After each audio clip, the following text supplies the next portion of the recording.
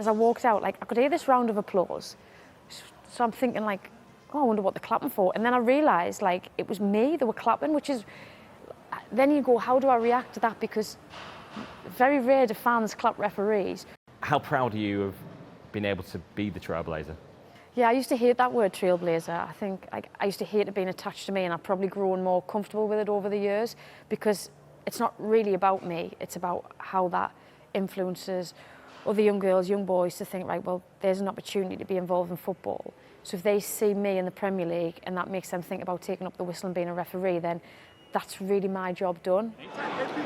Of course, life as a referee can be tough. Decisions taken in the heat of the moment, teams reacting with rage.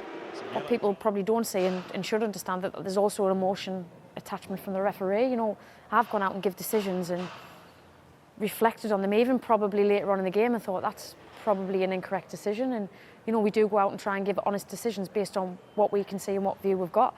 Sometimes they come back and they can be incorrect. You know, I've had a couple of them where I've looked back and I've held my hands up and said to the managers or the players, listen, I was incorrect. But it can bring abuse. Campaigners Kick It Out found that half of women witnessed or experienced sexist language at football. And last season, Welch was targeted with misogynistic chants by 2 Birmingham fans in a men's championship game. I didn't really hear it at the ground, and then obviously spoke to West Midlands Police around it, really helped them in what they were investigating with the 2 individuals being arrested. And yeah, they really made us like part of the process. And an officer explained to me how they attempted to change the mindset of fans rather than prosecuting them.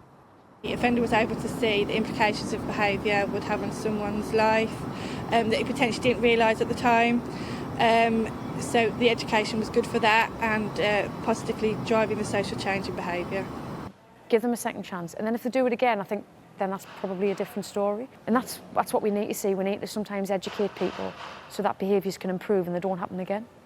Recently, Welch refereed the Women's Champions League final and at the Paris Olympics before hanging up her whistle to take on a bigger role, managing referees in the English women's game. As referees, we're going out there, we're doing our job, and we're just trying to do an honest day's work. That's all we're trying to do.